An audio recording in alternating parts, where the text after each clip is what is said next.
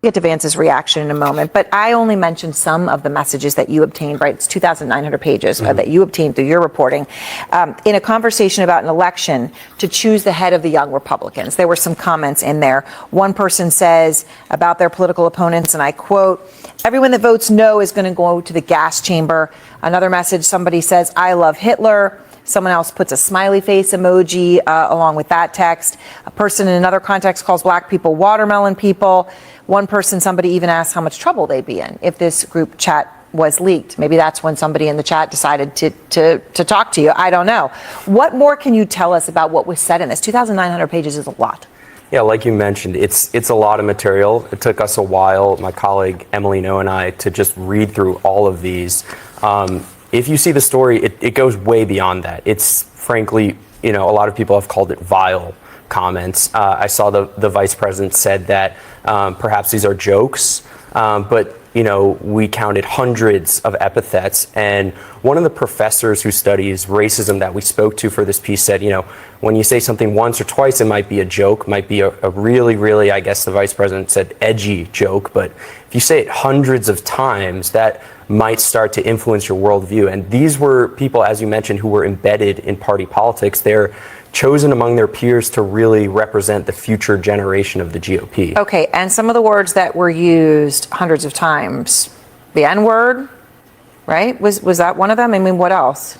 We had a slur against Asian people. We had a ton of anti-Semitic stuff, praising Hitler, applauding Republicans who support slavery, homophobic stuff. Ableist the stuff. F word in homophobic context was in there repeatedly, I saw it. Correct, yeah, and just the trifecta of these three, the N-word, the F slur, using ableist term, that appeared, those three alone, 251 The girl times. is fully the R word, if everyone can see on the screen. Correct. And that's the other word that you're talking about. Yeah, I want to be careful here. Yeah, the R word. And, we didn't count every single slur in this chat. We obviously didn't put all of the offensive things that we found into the story. It would just be too long. But rest assured, there's a lot of stuff here. I mean, it is just stunning. Now, so just to be clear, you've said when J.D. Vance says this is a bunch of kids, right? This is young Republicans does not mean kids. It means people up to age 40. So a lot of these people have jobs and are state senate elected, some of them, right? So J.D. Vance says at least 4 people have lost their jobs. Okay, at least 4. And it's 6 now, actually. We just reported. So 2 more have lost their jobs. Correct. Okay, so J.D. Vance doesn't have a problem with it, but the employers of some of these people do. Do you expect more fallout? Well, what's interesting is that at the local level and the state level, we've seen the GOP really crack down on those associated with these chats. The governor of Vermont condemned the chat. He wants one of their state senators to resign. In New York, we saw the New York GOP head and the head of the state Senate for the Republicans condemn this. But at the White House level, when we came to them and told them, this is what people are saying in these chats, they dismissed it. They said, you should really focus on the left-wing violence. All right. Peace and blessings. Peace and blessings. All praises to the Most High. And I'm going to play you a little bit about what J.D. Vance said in his response to these messages. But as the scripture says, all things hidden will be revealed, and those things done in secret will be exposed on the mountain's top. And shout out to that reporter who exposed 2,098 pages of racist text messages. Now, I am going to have to censor some of the words on the screen and blur out the text, but you can Google this and see a lot of the vile, racist, white supremacist, disrespectful things that they were saying about all types of groups of people. And as the reporter said, they're talking about these are young Republicans. Nah, from age 18 to 40. Some of them are young adults, but some of those are full-blown adults. Like, when you're talking about 35, 36, even 29, you know what you're saying. And the fact that the vice president and the people at the higher levels are trying to dismiss them as mere jokes is a reflection of their own racism. As you see, they are young Republicans mentioning Hitler, slavery, calling, people vile names and, inciting violence in some of their actions if they don't win, or,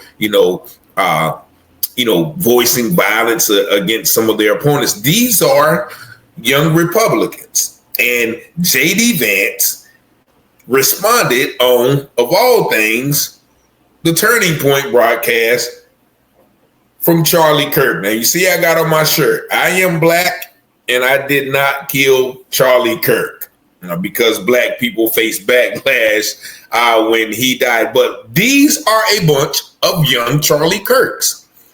That is why he was able to spew that rhetoric, because that is how they talk in layman terms when they're amongst their own. They can't dismiss this as joke. As the man said, once or twice is one thing, but when you're saying them 250 times in regards to the epithets, and there's over 2,000 pages of you talking like this, that is not jokes. That is the core beliefs of your ideology. And the fact that our vice president, J.D. Vance, allegedly is dismissing this as, oh, kids do stupid things. Oh, boys will be boys. Oh, they just don't know what they're saying. No, these are grown, able-bodied people with professional jobs and professional sectors. As the lady said, some of them even got fired. And so listen to this white man, 41 years old. Now, the young Republicans are up to 40.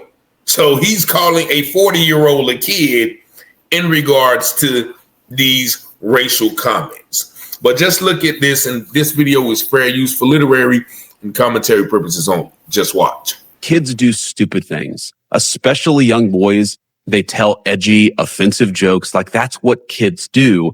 And I really don't want us to grow up in a country where a kid telling a stupid joke, telling a very offensive, stupid joke, is cause to ruin their lives. That's what kids do. Vice President J.D. Vance earlier today commenting again on a Politico story involving members of young Republicans' organizations and thousands of leaked messages where they're seen exchanging hate, racist, and homophobic texts. The vice president choosing there not to condemn the messages, instead dismissing it as, quote, what kids do, and that, quote, kids do stupid things, especially young boys. The organization in question is for Republicans between the ages of 18 and 40. Kids. Anyway, according to Politico, the Telegram group chats involve Republican operatives, and at least one case, an elected official. Inside those messages, one referred to black people as, quote, one talked about sending political opponents to gas chambers, another called, quote, epic. Prominent Republicans like Congresswoman Elise Stefanik were quick to condemn the messages. The young Republicans denounced the text as vile and inexcusable.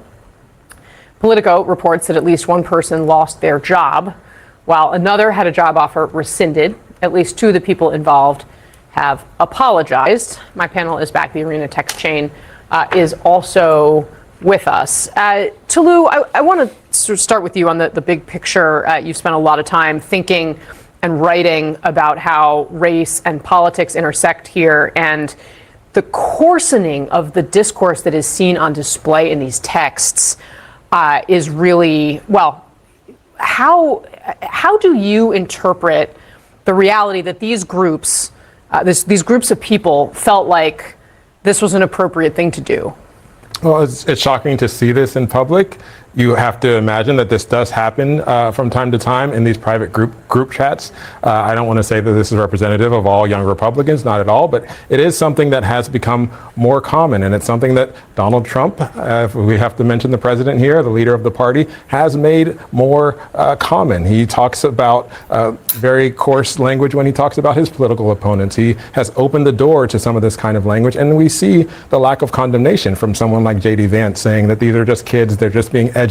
And there is a difference between when someone says something that's offensive, that's from a different party.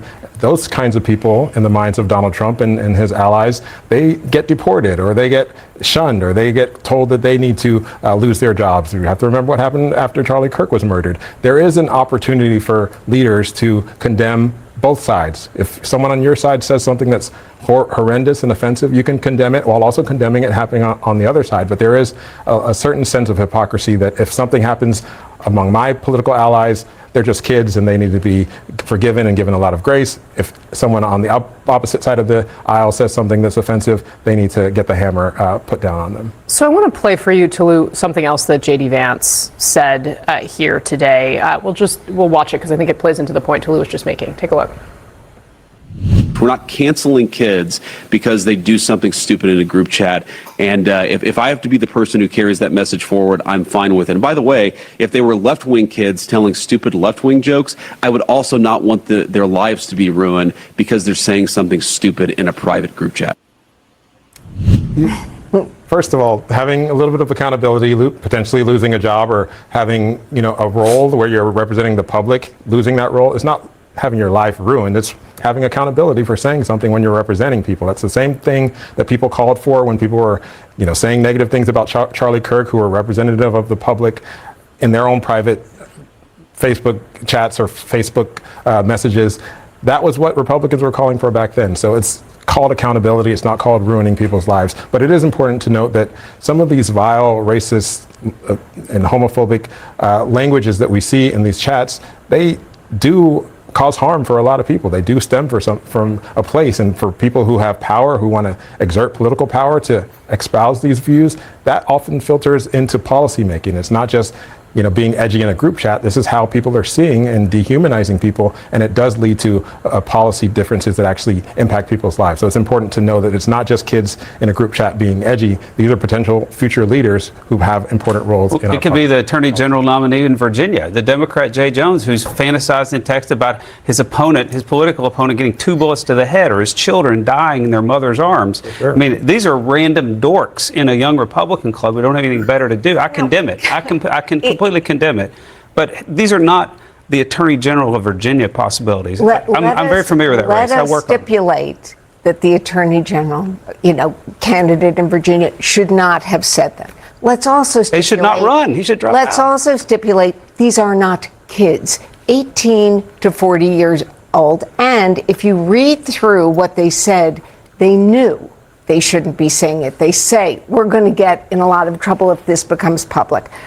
To talk about being hypocritical, let's go beyond Charlie Kirk, where people lost their jobs for posts.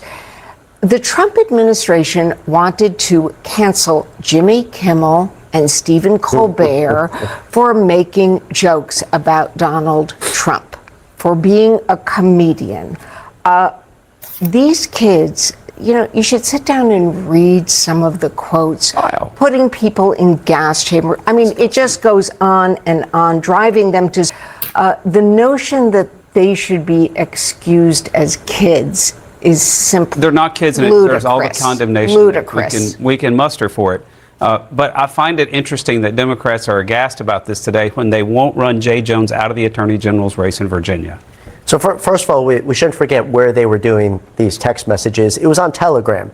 They looked at WhatsApp, they looked at Signal, and they said, no, we need to go to a place that's super private and a venue for our extremism. Audience, can you just underscore what Telegram is? So probably a lot of people Telegram is an app for super private, highly encrypted communication that terrorists have been known to use, that extremist actors have been known to use. They explicitly brought this chat to Telegram because they knew it was vile and worthy of condemnation. I love it how you and our friend Scott on the text are syncing up in your talking points, constantly moving this back to something else. Let's talk about Virginia. Let's talk about this. Because Jay Jones potentially could lead a state that is much more consequential than a bunch of dorks on Telegram. First of all Republicans at this point are probably certifiable dorks. But the point here is that the Republican Party refuses to apologize for anything today. Anything. The young Republicans did apologize. All right, so I'm going to stop it right there because now it just gets into white political infighting. As they all, the Republicans blame the Democrats blame the Republicans. All of that is non-consequential to me because there are Democrats who feel this way about black people and other people. So I'm not going to split them in. I almost grabbed my braids and pulled them out when the first thing out of the black dude's mouth, and you can tell by his name, he may be of some other kind of descent other than Black American, but first thing you say, well, this is not representative or indicative of all young Republicans. Like, no, we don't start off like that, because soon as a black person does something, or soon as somebody else does something, they don't say, well, these are not all black kids out here doing this. No, they loop everybody in together. And so how do you distinguish anyway? If it is not, how are you going to distinguish these people from your regular Republicans, which all have some form of ideology based in racist white supremacism? So, that guy right there, he started to cringe me. After that, everything he said was like Charlie Brown to me. He started off kind of soft. Now we got to go, then he goes with the blame Trump narrative. Well, it's Trump's fault. No, it's not just Trump's fault. It's these kids' parents' fault. It's their grandparents' fault. It's their ancestors' fault. It's America's fault. It's the school system fault. It's this whole society that allows them to operate and think like that, right? And he's talking about, J.D. Vance talking about, well, we shouldn't counsel kids, because we don't count. If these were left-wing kids, now they're moving the goalposts again. If these were left-wing kids saying left-wing jokes, then I wouldn't be advocating for them, to have their life ruined. And then the person mentioned this guy, Charlie Kirk. People have lost their jobs, positions all across the country for Facebook posts, just probably sharing some of his own words or disagreeing with some of the things he said or not properly mourning his death. People have lost their jobs for that. And this guy's J.D. Vance, your president, vice president, is saying, well, no, these guys, what about, these guys are just kids. They shouldn't have their life ruined. And then what about the Democratic guy who said, his opponent should be murdered, right? They quickly moved the goalposts. Now, we're not talking about this. Let's address this. And that goes as, once again, the lack of accountability. I'm white and I say so. Nah, this is not wrong. These are just kids having jokes. Once again, if you study comedy, all jokes, all comedy is rooted in some aspects of truth. I'm not joking about anything that I don't have a somewhat semblance of believing what I joke about.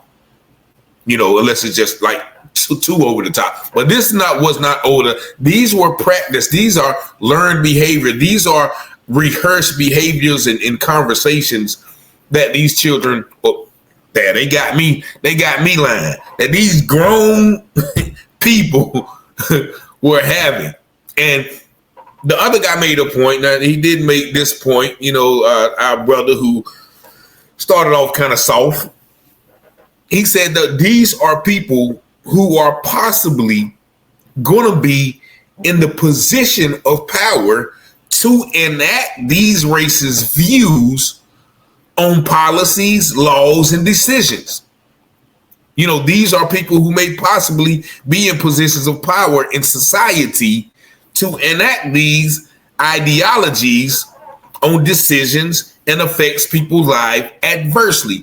And that, my friends, is the true definition of racism. A black person saying that I don't like white people is not racism. A white person saying I don't like black people and I'm in this position to affect black people's lives negatively, that is racism. A black person not liking white people, that's prejudice, that's bigotedness, that's biasness, whatever you want to call it. But when you have the power to enact your belief to harm and hurt people that you don't like, i.e. white people in position of power, i.e. J.D. Vance, these are just stupid jokes, don't mind me, just let them keep saying racist stuff. That's racism. And so once again, they moved this chat to one of the most private, as the young white man was saying, one of those private chat groups, even known to be used by terrorists, because they knew what they were doing were wrong. Like, they admitted that, okay, with that, man, we could get caught. You know, we could get caught. Like, and what would happen if we get caught? That is a sign of guilt. That is a sign knowing that you are wrong. And by J.D. Vance kept saying, okay, well, we shouldn't let a stupid joke. He kept saying a stupid joke. No, those were 2,098 pages of stupid jokes. That is called a manifesto, as we've seen. So this is, once again, an explosion of the racism coming out. Once again, all things hidden must be revealed. Those things done in secret shall be exposed on the mountaintop. And here we are on the mountaintop. Here we are with this vice president defending, dismissing those things, and then moving the goalpost to somewhere. Okay, well, what about the left-wing kids? You know, so I wanted to share this. I normally don't do too many political stuff because, once again, this is still white people infighting. You heard the older white man defending it. Yeah, they were wow. But remember that Democratic person who said he was going to kill us? Now they want to move the goalposts and distract you, okay, from racism, no, to Democrats and Republicans. When Democrats are just as racist as Republicans, but they use their racism against each other. No, the Democrats are racist. No, the Republicans are racist. No, the Democrats are racist. No, the Republicans. When all of you guys are, don't move the goalposts from this aspect of racism to a Democratic person talking about they were going to kill their opponent who was probably white. So don't move the goalposts from black or you know, whatever racism, sexism, whatever, to white on white crime. No, we're not talking about white on white crime now. We're talking about this particular. So you have to be very careful when you talking about the political thing where black people are somehow convinced that the Democrats are less racist than Republicans, or the Republicans are less racist than Democrats. You know, as Malcolm said, you know, one of them bites you with a growl and one of them bites you with a smile. Either way, you're going to be the food on the plate. You know, so, and once again, shout out to my man CG from LA, man, with the shirt, I am black, and I did not kill Charlie Kirk. And he's informed me that he has made some more for different ethnic groups and even some for white people. You know what I'm saying? I don't know what those look like. I'll put the link up in the description so you can go get you one if you would like. But this is the America that we're living in, where small groups, and this guy's going to call these 40-year-old people kids. You know what I'm saying? I would be offended if I was 35 or 40, somebody called me a kid. And so hopefully this will have a trickle down effect on those people, and, you know, they won't make it to the position where they'll be able to enact this racist ideology against other people. But y'all let me know what y'all think about this in the comments. If you like this commentary or this content, please subscribe to the channel. It helps the channel to grow. But I certainly thank you, and especially you, for watching, liking, sharing, and subscribing to this channel.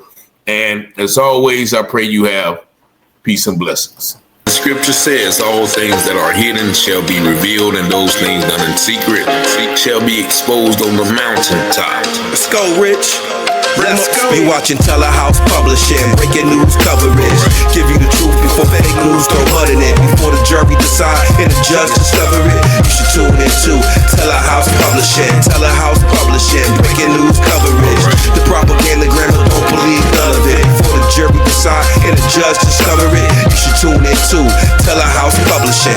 Who keep the people informed with stories abroad from literary work where the narrative's wrong. The research is always on point, the commentary is hard. It's Rich Teller raising the bar.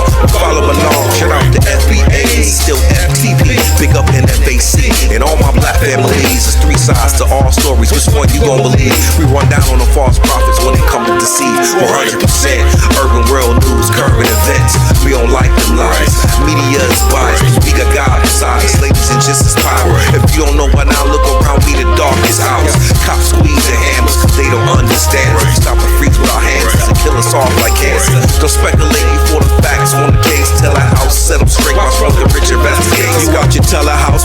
Publishing, breaking news coverage.